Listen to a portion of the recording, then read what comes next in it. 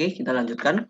Pada pertemuan sebelumnya kita telah membahas fungsi kontinu seragam ya pada ruang metrik. Nah, di situ setelah materi tentang fungsi kontinu selesai, kita akan mencoba beberapa latihan soal. Di sini bagi teman-teman yang penasaran dengan jawabannya, silakan Anda pause videonya dan ya dicoba dikerjakan dulu, nanti kita diskusikan bersama.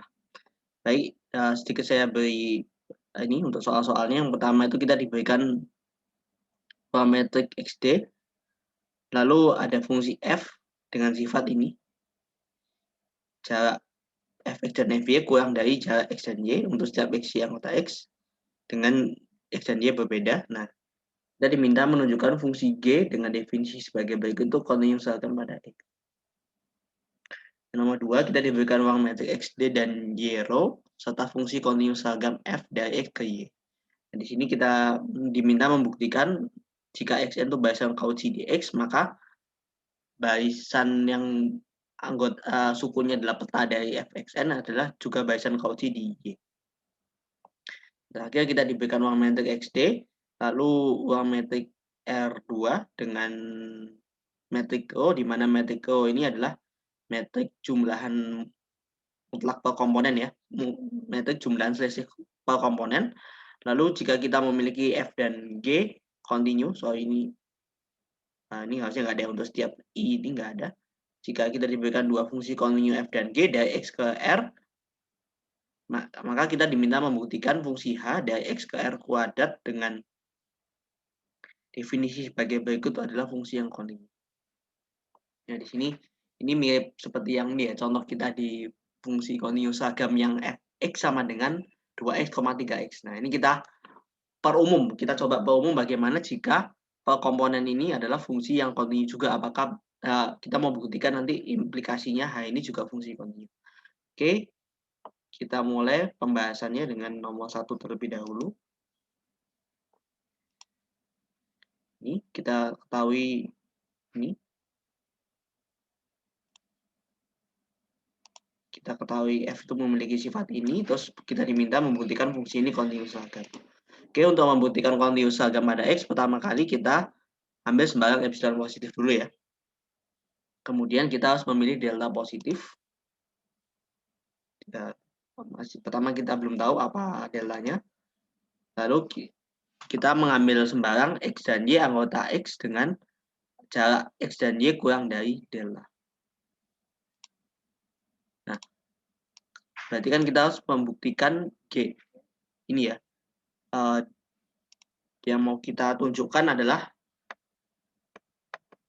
dfx fy itu kurang dari epsilon. Nah, ini kalau bukan fd g ya, ini harusnya, karena yang mau dicek kontinu seragam adalah fungsi g. Ini dgx gy itu harus kurang dari epsilon. Nah, ini kan secara definisi berarti d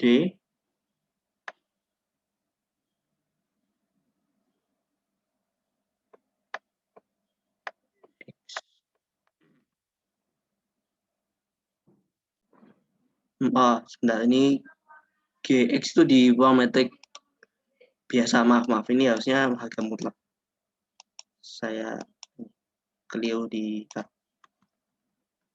lihat metriknya. Berarti ini kita pakai harga metrik biasa ya, berarti harga mutlak gx min gy sama dengan harga mutlak dari dx, fx min d y, fy.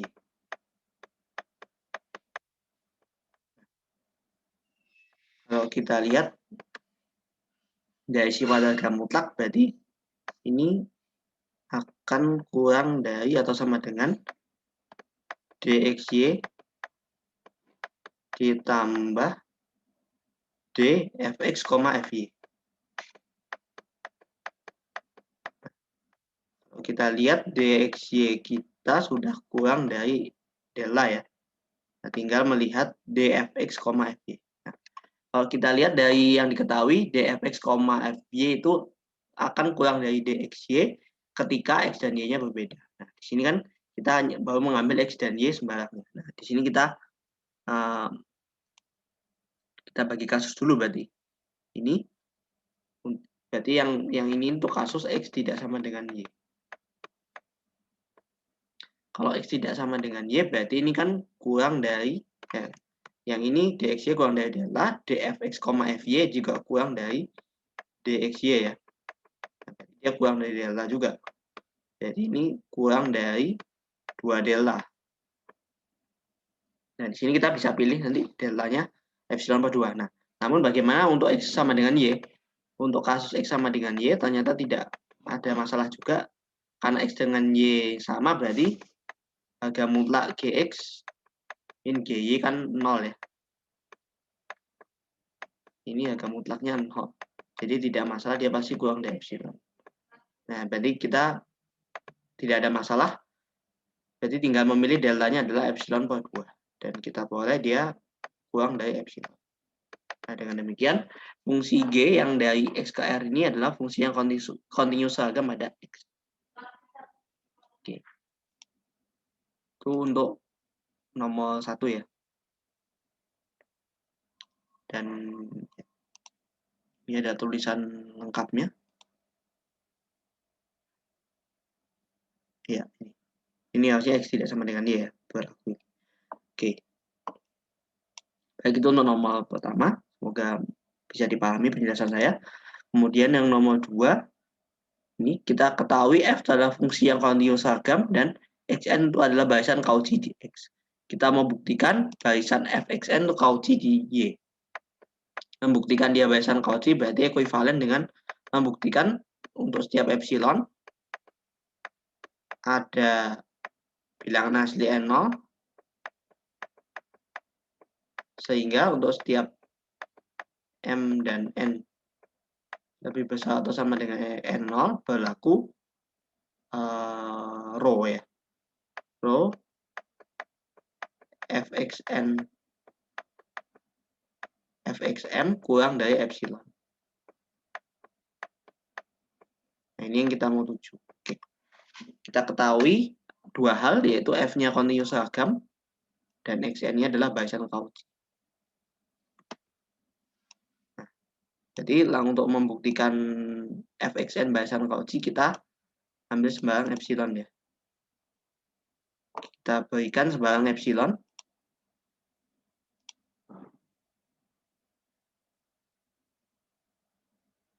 Kita berikan sembarang epsilon positif. Nah, lalu kita gunakan dua hal yang kita ketahui, yaitu F continuous seragam dan Xn adalah barisan Cauchy. Ini karena F continuous seragam, berarti kan ini ya, terdapat delta positif sedemikian sehingga untuk setiap X dan Y anggota X yang jaraknya kurang dari delta berlaku petanya rho Fxy Fx, Fy kurang dari epsilon.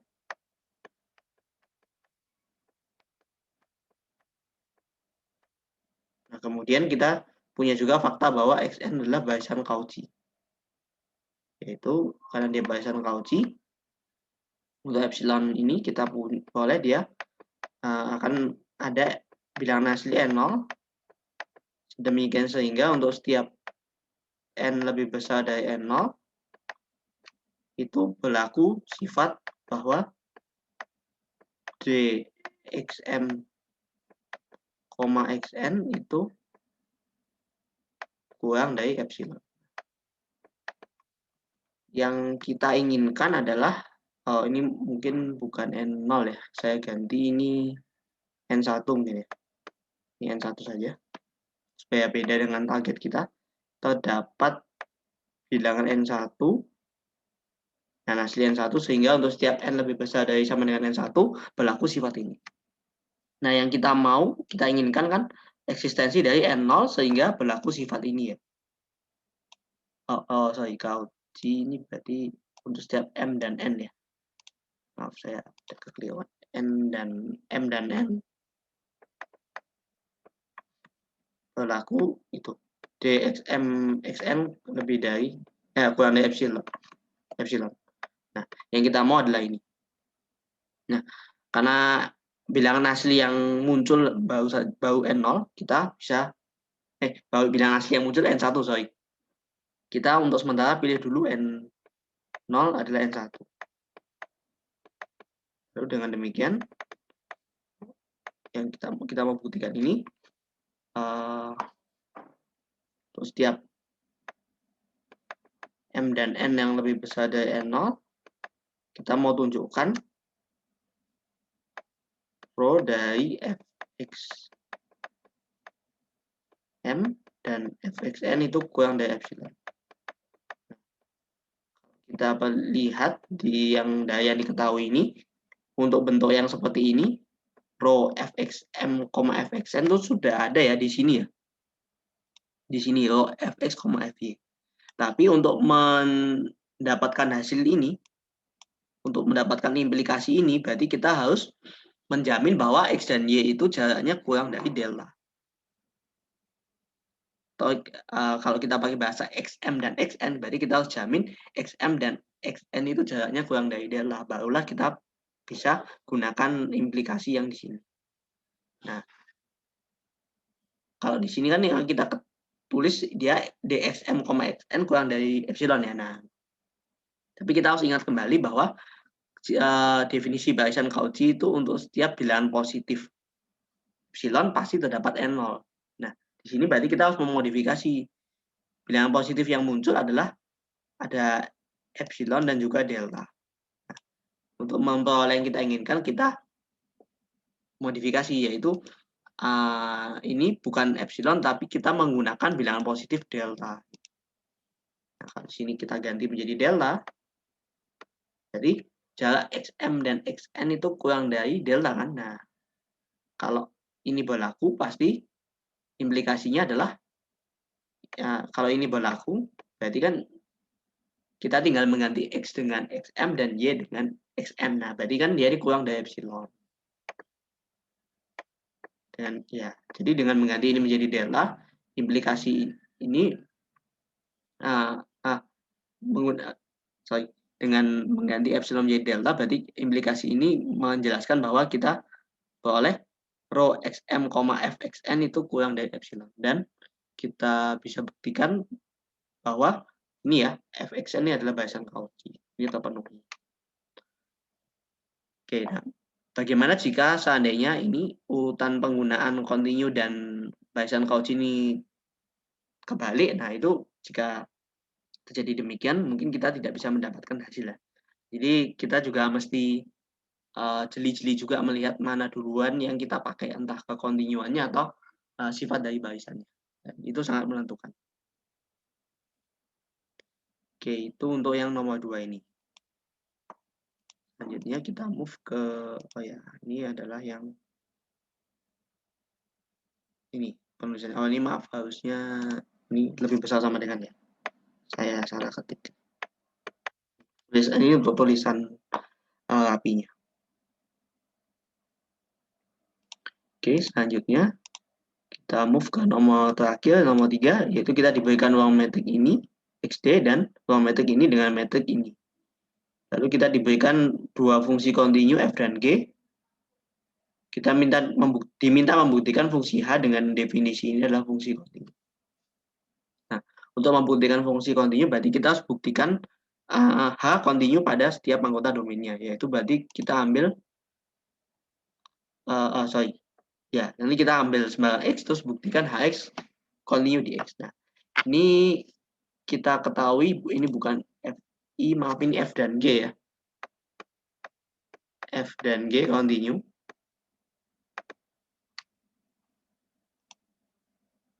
Itu berarti kita ambil sembarang C anggota X dan epsilon positif. Kita mau tuh. Ya. Oh, ya ini mungkin yang diubah soalnya aja ya. Ini FI berarti ini. Nah, ini biar cocok sama yang saya tuliskan. Jadi bukan F dan G tapi FI. Berarti ini F Vektornya ini F1X, ini F2X. Kita biar sesuai sama yang udah diketik ya. Nah, ini kita gunakan kekontinuan FI, kan FI kontinu juga di C ya, karena FI kontinu pada domain, berarti, dan ini berlaku untuk setiap I 1 dan 2 ya, berarti untuk setiap FI terdapat delta I positif, sehingga untuk setiap X anggota X dengan jarak C dan X kurang dari delta I berlaku ini, harga mutlak FIC min FIX kurang dari epsilon per 2. Nah, selanjutnya kan untuk membuktikan H itu kontinu kita perlu memilih delta ya. Nah, di sini delta yang muncul adalah delta I, yaitu delta 1 dan delta 2. Nah, kita sementara menggunakan delta I tersebut. Nah, karena ini kita harus berlaku untuk setiap I, berarti kita pilih deltanya adalah minimum dari delta 1 dan delta 2. Sehingga selanjutnya kita ambil sembang X di X yang jaraknya dengan C itu kurang dari delta. Nah, nanti kita mau buktikan ini HX. Berarti kita pakai rho HX HC itu mau kita tunjukkan kurang dari epsilon. Nah, ini berarti X-nya HC kan berarti nanti jadi FC, GC, dan HX menjadi FX, GX. Nah, berarti kalau masuk di ininya, masuk di rumusannya berarti menjadi harga mutlak F1X min C dulu ya. F1C min F1X harga mutlaknya nanti dijumlah dengan F G ya, berarti F2C min F2X. Nah, ini kalau kita lihat kan deltanya minimum dari delta 1 dan delta 2, berarti DCX itu pasti kurang dari delta 1 dan juga kurang dari delta 2 ya. Dia masih kurang dari delta 1 dan kurang dari delta 2. Nah, dengan demikian berlaku juga F1C min F1X kurang dari epsilon per 2. Lalu juga F2C min F2X kurang dari epsilon per 2. Nah, dengan demikian ini menjadi kurang dari epsilon per 2 ditambah epsilon per 2. Dan hasilnya adalah epsilon. Nah, dengan demikian kita dapat tunjukkan bahwa fungsi H itu adalah fungsi yang kontinu. Oke. Dan nanti Anda bisa mencoba sendiri bahwa jika H itu kontinu, maka setiap FI juga kontinu. Jadi ada dengan cara yang analog bisa ditunjukkan. Nah, kalau H itu kontinu berarti masing-masing FI itu adalah fungsi yang kontinu. Oke. Itu adalah untuk yang nomor 3. Ya. Oke, karena kita telah membahas 3 soal, nah selanjutnya adalah giliran Anda untuk berlatih. Saya siapkan ada 3 soal. Nah, ini yang nomor 1 adalah pengumuman lagi ya dari yang tadi. Kalau tadi kita nomor 3 tadi kan cuma 2 tupel ya, sekarang dia menjadi N. Ya, kita buka.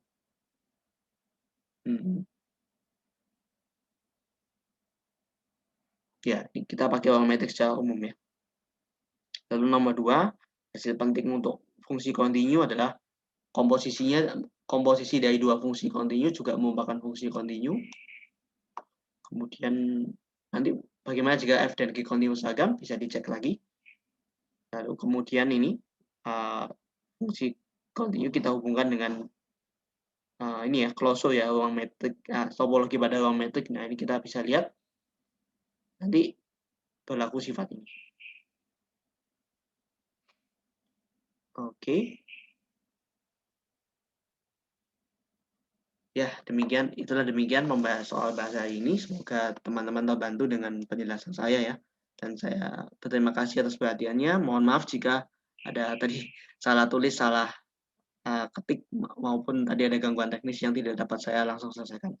Semoga ini berguna bagi pembelajaran kita semua dan semoga juga teman-teman tidak apa ya, tidak perlu takut untuk belajar tentang ruang metrik. Baik, sampai jumpa di video selanjutnya. Dengan demikian pembahasan mengenai fungsi kontinu pada ruang metrik kita cukupkan sampai video kali ini. Untuk selanjutnya kita akan membahas tentang himpunan kompak ya. Jadi nanti kita lihat himpunan kompak itu apa, contoh-contohnya, lalu nanti apa sih keistimewaan dari himpunan kompak dan juga nanti hubungannya dengan fungsi kontinu. Oke, sampai jumpa di video selanjutnya. Terima kasih ya.